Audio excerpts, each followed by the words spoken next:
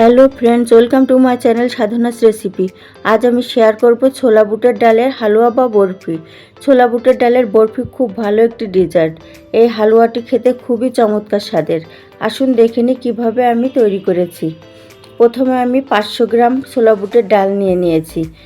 এইগুলো জল দিয়ে ভালো করে ধুয়ে নিচ্ছি।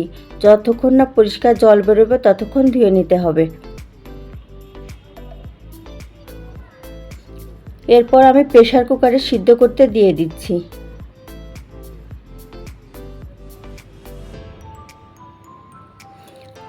আমার ডাল সিদ্ধ হয়ে গেছে। এবার একটি ব্লেন্ডারে ব্লেন্ড করে নিচ্ছি। এরপর একটি প্যানে ঘি দিয়ে দিচ্ছি 3-4 চামচ। ঘিটা গরম হয়ে গেলে এর মধ্যে ছোলা বুটের ডাল যে ব্লেন্ড করা ছিল এগুলো দিয়ে দিচ্ছি এবং ঘিয়ের সাথে ভালোভাবে মিশিয়ে নিচ্ছি।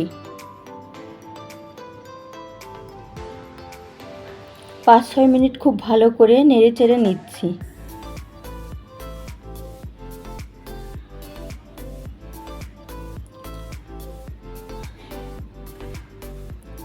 চুলার জালটা মিডিয়াম টু লোতে রাখতে হবে, তা না হলে পুড়ে যাওয়ার সম্ভাবনা আছে।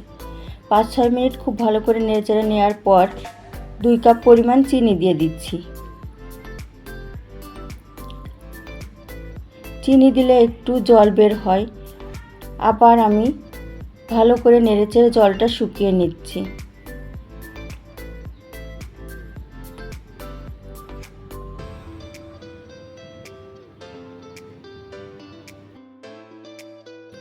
সামান্য একটু লবণ দিয়ে দিচ্ছি। মিষ্টি জাতীয় খাবার তৈরিতে লবণ দিলে অন্যরকম একটা ভালো স্বাদ আসে। এরপর সামান্য একটু এলাচ গুঁড়ো দিয়ে দিচ্ছি এবং সামান্য একটু গরম মশলা গুঁড়ো দিয়ে দিচ্ছি। এতে ডালের গন্ধটা থাকবে না। এরপর আধা কাপ পরিমাণ গুঁড়ো দুধ দিয়ে দিচ্ছি। গুঁড়ো দুধটা খুব ভালোভাবে মিশিয়ে নিচ্ছি।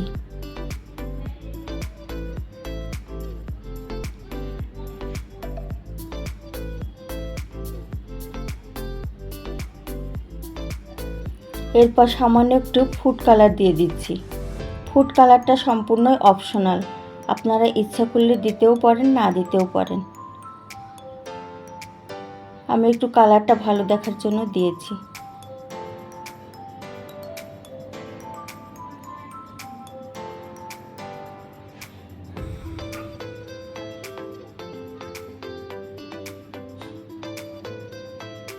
এরপর আমি পেস্তা বাদাম দিয়ে দিচ্ছি, গ্রেট করে রাখা পেস্তা বাদাম।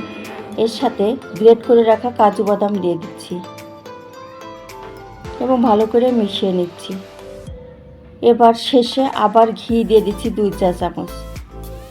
ঘিটা কিন্তু দিতেই হয় ডালের হালুয়ায়, না হলে ভালো স্বাদ আসে না। হয়ে গেছে আমার ছোলা বুটের ডালের হালুয়া। এবার একটি পাত্রে নামিয়ে নিচ্ছি এবং কাজু বাদাম ও পেস্তা বাদাম দিয়ে সাজিয়ে নিচ্ছি। একটি খুন্তি দিয়ে হালকা চেপে হালুয়ার উপর বসিয়ে দিচ্ছি।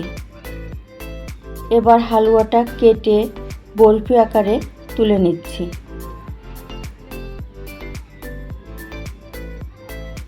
ভিডিওটি ভালো লাগলে লাইক করে দিবেন এবং এখনও যারা সাবস্ক্রাইব করেননি তারা সাবস্ক্রাইব করে দিবেন। ধন্যবাদ।